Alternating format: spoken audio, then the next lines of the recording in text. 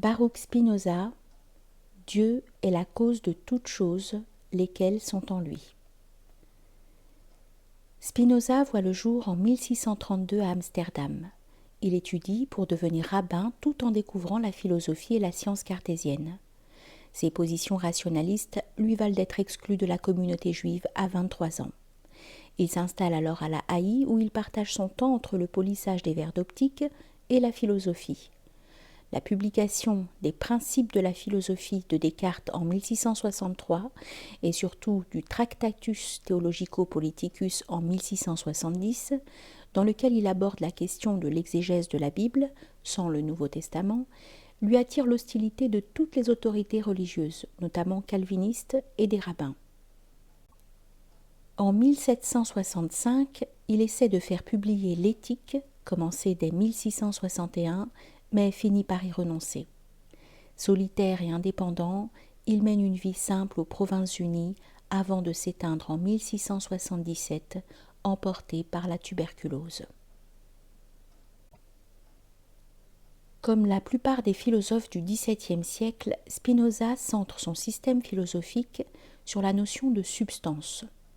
Ce concept de substance remonte à Aristote qui demandait « Qu'est-ce qui fait qu'une chose reste ce qu'elle est par-delà les changements qu'elle peut subir ?» La cire, par exemple, peut fondre, changer de couleur, d'odeur, de consistance, de modeler, et pourtant c'est toujours de la cire. D'où la question « De quoi parlons-nous au juste lorsque nous parlons de la cire ?» Puisque les aspects sous lesquels nous la percevons sont variables, c'est donc qu'elle ne se résume pas à toutes ses caractéristiques perceptibles et qu'il y a en elle quelque chose d'invariant qu'Aristote appelle sa substance. De façon plus générale, la substance d'une chose est l'invariant qui se dissimule derrière la multiplicité des apparences. De façon assez similaire, Spinoza définit la substance comme ce qui existe et ce qu'on soit en soi, ce dont le concept n'a pas besoin du concept d'une autre chose pour être formé, par opposition aux choses que l'on ne peut concevoir que par leur relation avec d'autres choses. Par exemple, le concept de chariot ne peut être appréhendé qu'en se référant à d'autres concepts comme mouvement, transport, etc. De plus, pour Spinoza, il ne peut exister qu'une seule substance, puisque s'il en existait deux ou plusieurs, concevoir l'une nécessiterait forcément de concevoir ses rapports avec l'autre, ce qui contredirait la définition même de substance. Dès lors, puisqu'il n'y a qu'une substance, tout ce qui est ne peut être que cette substance. Toutes les choses participent en quelque sorte de cette substance. La position de Spinoza est donc moniste, par opposition au dualisme, pour qui la matière et l'esprit sont deux substances différentes. Pour Spinoza, la substance possède une infinité d'attributs, mais deux seulement sont accessibles aux êtres humains, l'étendue ou matérialité physique et la pensée. C'est pourquoi certains parlent aussi d'un dualisme des attributs à propos de Spinoza. Ces deux attributs ne peuvent s'expliquer l'un par l'autre et par conséquent, toute explication du monde doit prendre en compte l'un et l'autre. Spinoza dit de la substance que nous pouvons à bon droit l'appeler Dieu ou encore la nature. Cette chose qui se conçoit en soi et qui, dans la forme humaine, s'appréhende sous les attributs du corps et de l'esprit. Au niveau des objets singuliers, y compris des êtres humains, ce dualisme des attributs permet notamment de régler la question de l'interaction entre le corps et l'esprit. Les choses que nous éprouvons en tant que corps individuel ou en tant qu'esprit individuel sont en fait des modifications ou affections de la substance unique. Conçue sous l'un des deux attributs, chaque affection est à la fois une chose physique, en tant qu'elle est conçue sous l'attribut de l'étendue, et une chose mentale, en tant qu'elle est perçue sous l'attribut de la pensée. Ainsi, l'esprit humain est une affection de la substance conçue sous l'attribut de la pensée, tandis que le cerveau humain est cette même affection conçue sous l'attribut de l'étendue. Du point de vue de Spinoza, il n'y a donc pas que les êtres humains qui soient des esprits aussi bien que des corps. C'est le cas de toute chose. Les tables, les rochers, les arbres, tous ces objets sont des modifications de la substance unique sous les attributs de la pensée et de l'étendue. La théorie de Spinoza, qu'il expose dans son Éthique, est souvent présentée comme une forme de panthéisme, la notion selon laquelle Dieu est le monde et le monde est Dieu. Le panthéisme est souvent critiqué par les théistes, ceux qui croient en Dieu, qui lui reprochent de n'être rien d'autre qu'un athéisme déguisé.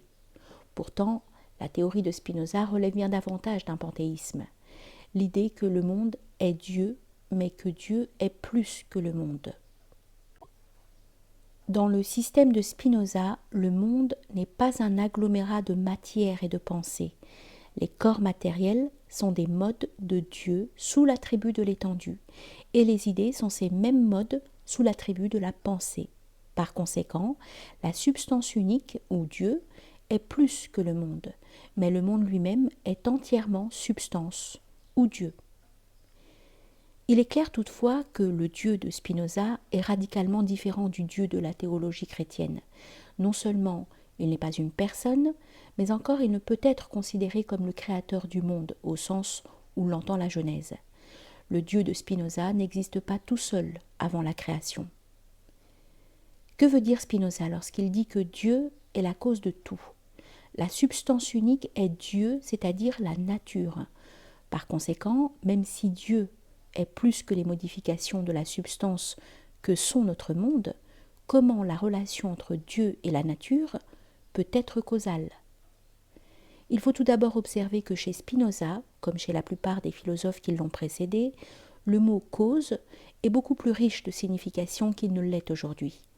Il renvoie au fait à Aristote, qui distinguait 4 types de causes.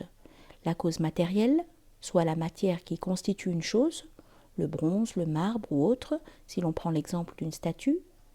La cause formelle, soit l'organisation, la forme de cette chose, donc la forme de la statue. La cause efficiente qui lui a donné existence, l'action de sculpter.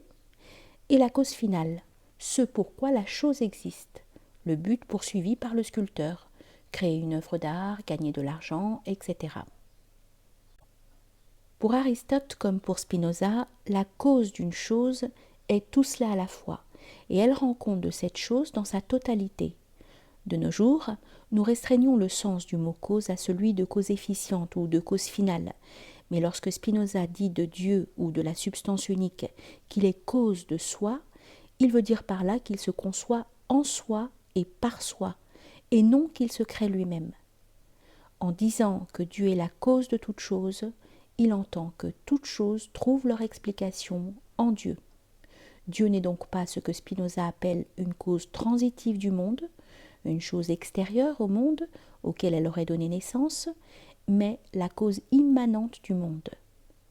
Ce qui signifie que Dieu est dans le monde, que le monde est en Dieu et que l'existence et l'essence du monde s'expliquent par l'existence et l'essence de Dieu. Pour Spinoza, comprendre cela, c'est parvenir au plus haut degré de liberté et de salut possible, un état qu'il appelle la béatitude. Citation : l'âme et le corps sont un seul et même individu. L'âme humaine est une partie de l'entendement infini de Dieu.